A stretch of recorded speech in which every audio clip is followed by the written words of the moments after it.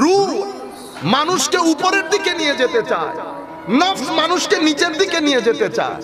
আমি কেমনে বুঝবো আমার উপর কর্তৃত্ব কার? নফস চাইবে আপনার চোখ দিয়ে এমন জিনিস দেখেন যেটা দেখলে আমার আল্লাহ নারাজ হয়ে যায়, যেটা দেখলে আপনার ভিতরের জগৎ অন্ধকার হয়ে যায়, যেটা দেখার কারণে আপনার রুকু এবং সিজদার যোগ খতম হয়ে যাবে। নামাজ কত সপ্তাহে নামাজ পড়ে আসছে বান্দা, নামাজ থেকে মন উঠে গেছে, পড়তে ইচ্ছে করতেছে না। কখন জোহর কাজা হয়ে গেছে, কখন আসর কাজা হয়ে গেছে বলতেই পারবে না। কেন? নিশ্চয়ই কোন একজন সঙ্গে এমন একটা সুহবতের মধ্যে আপনি বসেছেন যেই ব্যক্তি ভিতরে শয়তানের অন্ধকার লালন করে, তার সংস্পর্শ আপনার ভিতরের জগৎকে উজাড় করে দিয়েছে। আপনি গোলাপ ফুলের গাছের মধ্যে গরম পানি মেরে দিয়েছেন। কেমনে বুঝবেন? নামাজে প্রথমে নামাজ থেকে মন উঠে যাবে, যখন বসবেন মনে যেন জোর করে নামাজ পড়তেছে, সিজদার মধ্যে বেশিক্ষণ থাকতে ইচ্ছে করবে না, নামাজ ছোট ছোট সূরা দিয়ে পড়ে ফেলতে ইচ্ছে করবে। তখন বুঝবেন আপনার ভিতরের জগতের মধ্যে গরম পানির ছিটা পড়েছে। সাথে সাথে কি করবেন? তওবার নামাজ পড়বেন, ওযু করবেন, আল্লাহর দরবারে কেঁদে কেটে বলবেন, আল্লাহ দুনিয়ার জমিন কার কার সাথে বসি, কে কি রকম আমি তার জানি না, মাওলা তুমি আমার সৌন্দর্য আমাকে ফেরত দিয়ে দাও, আমার সৌন্দর্য আমাকে ফেরত দিয়ে দাও। দুনিয়া বড় দারুণ জায়গা। আমার আল্লাহর ইশক যার ভিতরে আছে, রাসূল পাকের ইশক যার ভিতরে আছে, আউলিয়ায়ে কেরামের নিসবত যার ভিতরে আছে, সত্যিকার আউলিয়ায়ে কেরামের নিসবত যার ভিতরে আছে, এই দুনিয়া তার জন্য অনেক সুন্দর দুনিয়া। সেই দুনিয়ার মধ্যে থেকে আরেক দুনিয়ার জন্য ব্যাকুল হয়ে যায়। কেন? কারণ তাকে আমার আল্লাহ বলেছেন, বান্দা সাক্ষাৎ যদি আসল সাক্ষাৎ চাও তো দুনিয়া ক্রস করে আসতে হবে। এই দুনিয়ার মধ্যে কোনো হতাশা নাই, না পাওয়ার বেদনা নাই, এই দুনিয়ার মধ্যে দুঃখ ক্লেশ নাই, এই দুনিয়ার মধ্যে কোনো অভিযোগ নাই, এই দুনিয়ার মধ্যে কোনো অহংকার নাই, হিংসা নাই, বিদ্বেষ নাই। এই দুনিয়া আশকের দুনিয়া, আদবের দুনিয়া, মুহাব্বতের দুনিয়া, তাজিমের দুনিয়া, আদবের দুনিয়া, তাওয়াক্কুলের দুনিয়া, ওয়ারার দুনিয়া, তাকওয়ার দুনিয়া, তাওয়াদুয়ের দুনিয়া, খৌফের দুনিয়া, খশিয়াতের দুনিয়া, ওয়ারা, তাকওয়া, রেদা, সবর, শুকর, তাওয়াদু সবকিছুর দুনিয়া। এই দুনিয়ার মধ্যে মানুষ কোনো কারণ ছাড়া হাসে, কোনো কারণ ছাড়া কাঁদে। এই দুনিয়ার মানুষ অনেক স্যাক্রিফাইসিং। আপনি যদি বাংলাদেশের স্বাধীনতা রক্ষা করতে চান, মনে রাখবেন স্যুট এন্ড বুটেড লোক দিয়ে না, এই আশেক লোকগুলা দেখবেন বাংলার জমিন যদি কখনো হুমকির সম্মুখীন হয়, এরাই সামনের কাতারে দাঁড়িয়ে যাবে। যারা সলিড ভাষায় বাংলায় কথা বলে, যারা সলিড ভাষায় কুমিল্লার আঞ্চলিক ভাষায় কথা বলে, ইংরেজি জানা লোক ফা করে বাইরে চলে যাবে। আমাদেরকে অনেকে বাঙালিয়ানা শিখায়, টিভির মধ্যে বলে হুজুররা উর্দুর মধ্যে কথা বলে, হুজুররা উর্দুর মধ্যে কথা বলে, আপনি কি বাংলায় বলেন? বুকে হাত দিয়ে বলেন, যতগুলো মানুষ আমাদেরকে দেশপ্রেম শেখাতে আসে, প্রত্যেক ব্যক্তির ছেলে বাইরে, তারা ঘরের মধ্যে ইংরেজি ভাষায় কথা বলে, তারা কাঁটা চামচ দিয়ে খায়, তারা চাইনিজ খায়। আমরা এই যে আমাদেরকে যারা দেখছেন গামের গন্ধ বের হয়, আমরাই শুটকি দিয়ে ভাত খাই। বুঝতে পেরেছেন? বাংলার মোহাব্বত বলেন, ভাষার মোহাব্বত বলেন, আল্লাহর ইজ্জতের কসম দুনিয়া দেখবে বাংলার জমিনের প্রতি কেউ যদি চোখ তোলে তাকায়, প্রথম কাতারে পাবেন এই মোল্লা মুসলগুলাকে। আর আপনারা রয়ে গেলেন যারা ভাষার নেফাকত ভিতরে লালন করে, যারা আমাদেরকে মহব্বত, আমাদের মহব্বত নিয়ে সন্দেহ প্রকাশ করে, আপনারা কিন্তু বিসমিল্লাহ করে বাইরেই চলে যাবেন। বুঝতে পেরেছেন? যাই হোক, আমি যেটা আপনাদেরকে বলতে চাচ্ছিলাম, কথা এক জায়গা থেকে অন্য জায়গায় চলে যাচ্ছে। আপনি কেমনে বুঝবেন আপনি নফসের তাড়নার মধ্যে রয়ে গেছেন? আপনি গ্রাম পরিবর্তন করতে পারেন নাই। যখন দেখবেন আপনার চোখ উল্টা জায়গায় চলে যাচ্ছে, আপনার কান গীবত শুনতে পছন্দ করে, আপনার কান এমন এমন জিনিস শুনতে পছন্দ করে যেই জন্য আমার আল্লাহ আপনার কান বানান নাই। এভাবে আপনি চোখ বলেন, কান বলেন, নাক বলেন, মুখ বলেন, পেট বলেন, আপনি হাত দিয়ে আইল কেটেছেন, আইল কেটে আপনার জায়গাকে বাড়ালেন। আপনি নিঃসংকোচিতে বুঝতে পারবেন আপনি এখনো পর্যন্ত নফসের আওতাভুক্ত রয়ে গেছেন। আপনি শয়তানের প্ররোচনায় কাজগুলা করছেন। আপনি যখন নেফাকত করবেন, আপনি যখন মিথ্যা বলবেন, আপনি যখন মানুষের সামনে অতি চালাকি দেখাবেন, মানে কেউ বুঝতেছেন আপনি বহুত চালাক, চালাক আপনি না, চালাক আপনি না। আর একটা কাজ করবেন, পৃথিবীর মানুষকে কখনো চালাকি দেখাতে যাবেন না। কেন? আমার আল্লাহর লাগে বেশি সেটা। কারণ কি? কারণ এটা আমরা তো আল্লাহর বান্দা। আপনি আমাকে ধোঁকা দিতে পারবেন, আমার যিনি মালিক ওনাকে না। এজন্য মানুষের গায়ে কখনো হাত তুলবেন না, মানুষকে কখনো ধাক্কা দিয়ে কথা বলবেন না, মানুষকে কখনো এমনে করে তাকাই। হ্যাঁ, রাগ উঠে যখন রাগ উঠবে, আর আমরা যারা বর্তমানে এখানে আছি, এটা সহজ না। আমরা আস্তে আস্তে করবো, আল্লাহর দরবারে তৌফিক চাইবো। বুঝতে পেরেছেন? ধৈর্য, সবর। যেই জাতির মধ্যে ধৈর্য বেশি সেই জাতি সভ্য বেশি, যেই জাতির মধ্যে ধৈর্য কম সেই জাতির মধ্যে সভ্যতা কম। যখন ধৈর্য বাড়ে তখন আপনি সেই জাতির রাস্তাঘাটে দেখলে বুঝবেন এই জাতির মধ্যে সভ্যতা আছে, এই জাতির মধ্যে ধৈর্যও আছে। যখন রাস্তাঘাট দেখবেন পৃথিবী মানুষ কতটা সভ্য, সেটা যে কোনো একটা দেশের রাস্তাঘাট দেখতে বুঝতে পারবেন। আপনি শুধু রাস্তার মধ্যে গিয়ে 1 মিনিট দাঁড়িয়ে বুঝতে পারবেন এই দেশের মানুষ কতটুকু সভ্য। আপনি বুঝতে পেরেছেন? আমি সিম্পল সচেতনতাগুলো আপনাদেরকে বলছি আর কি। ধরেন আমি রেস্টুরেন্টের ব্যবসা করি, রেস্টুরেন্ট আছে, আমি খাদ্য পরোটা টরোটা বানাই, সেখানে উদাম করে রেখে দিয়েছি। সেখানে কিন্তু ময়লা পড়তেছে না? ময়লা যে পড়তেছে সেটা আমি জানি, তো এখন এই পরোটাগুলো আরেকজন খাইলে তার পেটে অসুখ হয়। এই যে বাংলাদেশের আপনি বলেন না গড়াই কমে গেছে, তো গড়াই কমবে না? গড়াই কমার পিছনে আমারও হাত আছে, আপনারও হাত আছে। আপনারা বুঝতে পেরেছেন? যাই হোক, এগুলো হচ্ছে নফসের তাড়না। আপনি যখন দেখবেন চোখ, কেন যেন চোখের মধ্যে হায়া চলে এসেছে, এখন আর এগুলা ভালো লাগছে না। কানের মধ্যে কেন যেন কেউ গালিগালাজ গীবত করলে কেমন যেন গুটগুটে একটা খারাপ লাগে। তখন আপনি বুঝবেন আপনি রুহের গ্রামে চলে এসেছে। আমার আল্লাহ রাব্বুল আলামিনের ওই নূরের ওই জায়গার মধ্যে আপনি চলে এসেছেন। যখন এখানে আসবেন তখন আপনি আরো যেতে চাইবেন। দেখবেন তিলাওয়াতে কোরআন তখন ভালো লাগছে, নামাজ পড়তে ভালো লাগছে। তখন মানুষের সাথে খারাপ ব্যবহার করলে ভিতর দুঃখ দুঃখ দুঃখ দুঃখ করে। আমরা কি বলি, বুক ধরে গেছে। কেন বুক ধরে গেল? কারণ আপনি এমন একটা জিনিস করছেন যেটা আপনার মন পছন্দ করে না, সেই কারণে আপনার বুকটা ধরে গেছে। তো এই জায়গার মধ্যে আসতে হলে, এটা ধরে রাখতে হলে, কারণ এটা তো কণ্টকাকীর্ণ রাস্তা।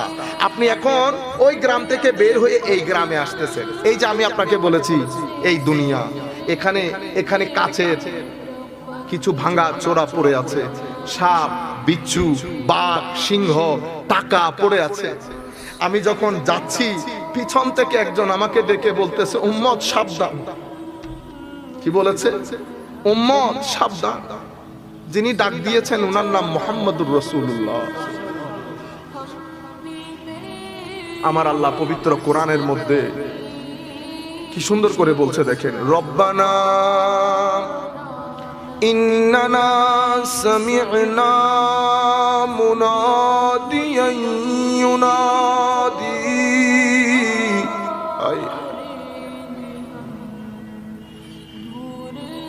আমার নবী সাল্লাল্লাহু আলাইহি ওয়াসাল্লাম, আমরা রাস্তা কেমনে পার হব, আমার আল্লাহ বলছেন রব্বানা ইন্নানা সামি'না মুনাদিয়ান ইউনাদি। এক মুনাদি আমার আল্লাহ পাঠিয়েছেন, আমার নবী ডাক দিয়েছেন, উম্মত আছি, ভয় পাওয়ার কিছু নাই।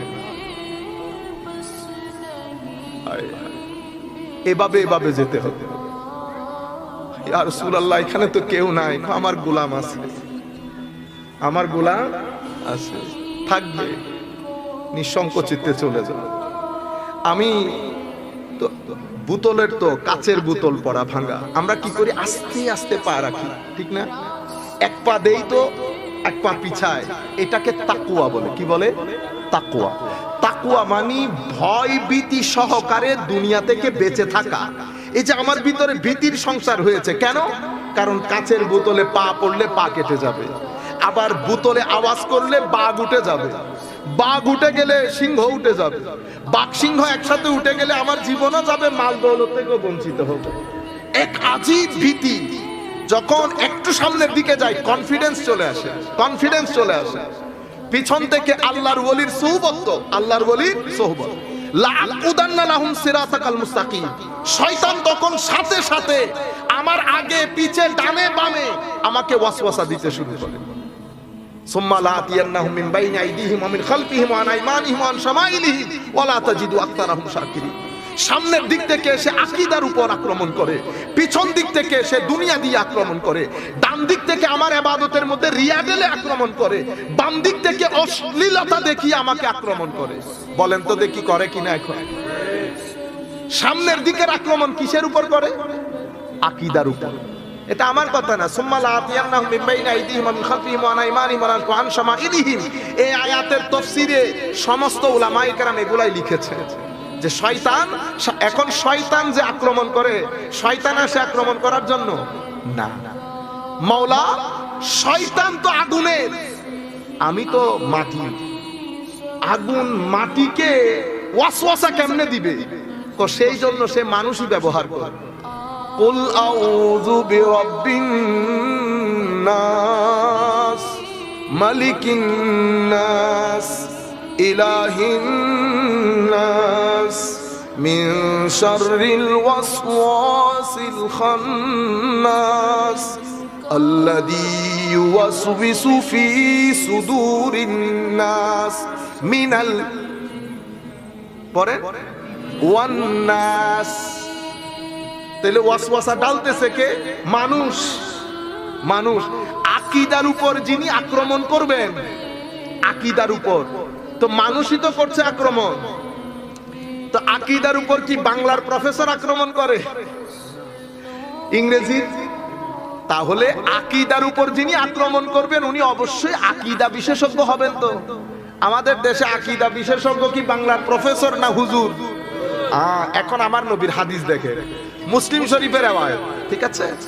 এটা এগুলো সবাই জানে, এই হাদিসগুলা যেগুলো যারা মাদ্রাসার বারান্দা দিয়েও হাঁটে তারাও জানে। আমার নবী বলছেন সাতাকুনু দুআ আলা আবওয়াবে জাহান্নাম ইলা আবওয়াবে জাহান্নাম। এখানে মানুষ আকীদার উপর হামলা করে, সামনের দিকের আক্রমণ। তো আমার নবী বলছেন কিছুদিন পরে দায়ী বের হবে। দায়ী, দায়ী মানে বক্তা, আলেম, আল্লাহর রাস্তায় যারা আল্লাহর দ্বীনের কাজ করে। বুঝতে পেরেছেন না? এখন তো সব দায়ী। দর্শন পড়েও দায়ী, দর্শন পড়েও পড়েছে ফিলোসফি, এখন কি হয়ে গেছে? দায়ী। বুঝতে পেরেছেন? আমার নবী বলছে দায়ী, কিন্তু দাওয়াত কোন জায়গায় দিচ্ছে? কয় ইলা আবওয়াবে জাহান্নাম, জাহান্নামের দরজার দিকে। হুজুর, আপনি কি দায়ী কি জাহান্নামে দাঁড়িয়ে কথা বলেন? না, দায়ী তো মাহফিলে বসে কথা বলতেছে। আকীদা আপনাকে তো মাহফিলে শিখাচ্ছে, মাদ্রাসায় শিখাচ্ছে, টিভিতে শিখাচ্ছে। আপনারা কথা বুঝতে পারতেছেন? কিন্তু আমার নবী বলছেন ইলা আবওয়াবে জাহান্নাম। আয় হায়। তখন হযরতে হুযায়ফা ইবনুল ইয়ামান বলছি, ইয়া রাসূলুল্লাহ, এটা তো বড় ভয়ঙ্কর কথা না? ইয়া রাসূলুল্লাহ, তাহলে আপনি আমাকে দয়া করে একটু গাইড করেন, আমি কেমনে বুঝবো? আমার নবী বলতেছে, ইয়া রাসূলুল্লাহ, কিছু বৈশিষ্ট্য বর্ণনা করেন, কেমনে চিনবো? আমার নবী সাল্লাল্লাহু আলাইহি ওয়াসাল্লাম বলতেছেন বৈশিষ্ট্য আর করবে, ইয়াতাকাল্লামুনা বিআলসিনাতিনা, কথা তো আমাদের মতো করেই বলে কোরআন হাদিস থেকে। মিন জিলদাতিনা, দেখতেও আমাদের মতো। আজীব বিষয় না? তো ইয়া রাসূলুল্লাহ, তাহলে আমি কেমনে বুঝবো? আমার নবী, আমার প্রতি আপনার গাইডলাইন কি? আমার নবী সাল্লাল্লাহু আলাইহি ওয়াসাল্লাম ইরশাদ করেছেন, যারা তাদের ডাকে সাড়া দেবে, তাদের সংগঠনে জয়েন করবে, তাদের হাতে হ্যাঁ বলবে, তাদের নাতে না বলবে, তাদের ঠিকে ঠিক বলবে, ফামান আজাবাহুম কাযাফুহু ফিহা, তারাও জাহান্নামে নিক্ষিপ্ত হবে। নাউজুবিল্লাহ বলে। তা আমার নবী সাল্লাল্লাহু আলাইহি ওয়াসাল্লামের কাছে যখন হযরত হুযায়ফা গাইডলাইন চেয়েছেন, আমার নবী সাল্লাল্লাহু আলাইহি ওয়াসাল্লাম একটা ইউনিভার্সাল স্টেটমেন্ট বলেছেন। সেটা কি? আমার নবী বলেছেন ফালজাম জামাআতাল মুসলিমিন ওয়া ইমামাহুম, অর্থাৎ মুসলমানের সংখ্যাগরিষ্ঠ লোক অথবা মুসলিম উলামায়ে কেরামের সংখ্যাগরিষ্ঠ যেখানে থাকবে তাদের সাথে থাকবে, তাদের থেকে বিচ্ছিন্ন হবে না। যদি তাদের থেকে বিচ্ছিন্ন হও, ফামান সাজ্জা ইলান নার, তারা জাহান্নামে নিক্ষিপ্ত হবে। হুযায়ফা বলতেছেন, ইয়া রাসূলুল্লাহ, যদি বুঝে না আসে?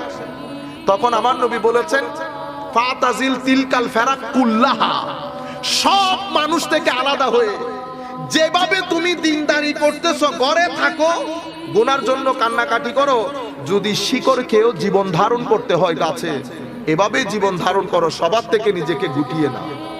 আমার নবী আর কি করে বলবে? বুঝতে পেরেছেন? এরপরে আমার নবী সাল্লাল্লাহু আলাইহি ওয়াসাল্লাম আরো বর্ণনা দিয়েছেন এই দল এই বিষয়ে। আমার নবী কি বলেছেন অন্য হাদিসের মধ্যে, এগুলো বুখারী মুসলিম শরীফের রিওয়ায়াত। যে কেউ, আপনারা গুগলের মধ্যে দুনিয়ার জিনিস দেখেন না, তো গুগলের মধ্যে যদি লিখে দেন চ্যাপ্টার অফ খারিজাইট ইন বুখারী অথবা কিতাবুল খাওয়ারিজ, খারিজিদের অধ্যায় বুখারী শরীফ, সমস্ত কিতাবের মধ্যে এনেছেন কি হযরত আলী রাদিয়াল্লাহু তাআলা আনহু থেকে বর্ণিত এই এনাদের কথা, ঘুরে ফিরে এনাদের কথা। আমার নবী সাল্লাল্লাহু আলাইহি ওয়াসাল্লাম ইরশাদ করছেন, অনতি বিলম্বে কিয়ামতের আগে আগে কিছু মানুষ বের হবে, কম বয়সের হবে, ব্রেইন ওয়াশ হবে, দিন থেকে কথা আমাদের মতো করে বলবে, দিন থেকে এভাবে দূরে সরে যাবে যেভাবে ধনুক থেকে তীর থেকে ধনুক ছুড়ে দিলে যেভাবে দূরে চলে যায় ওভাবে দিন থেকে চলে যাবে। আপনারা বুঝতে পেরেছেন? তো এরা এই মানুষগুলোর বৈশিষ্ট্য বর্ণনা দিচ্ছেন, তাদের মাইন্ডসেটের বর্ণনা দিচ্ছেন। তারা নামাজ রোজা কোরআনের তিলাওয়াতের প্রতি অসম্ভব মুতাসাদ্দিদ হবে, এক্সট্রিমিস্ট হবে। সাহাবায়ে কেরামকে বলছে তোমাদের নামাজ দোয়ার চেয়ে তাদের নামাজ দোয়া বেশি হবে। তিলাওয়াতে কোরআনের জন্য মুখ ভারী থাকবে, মুখ ভিজা থাকবে।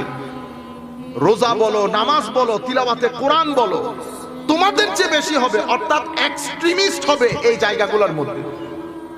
বুঝতে পেরেছেন?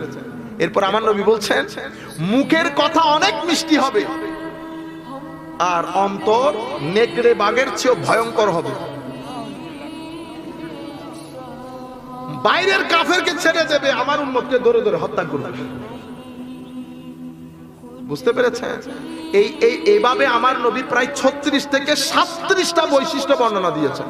এবং আমার নবী এও বলেছেন আসমান আর জমিনের মধ্যে সবচেয়ে খারাপ জিনিস এরা, সুম্মা রাদাদনাহু আসফালা সাফিলিন।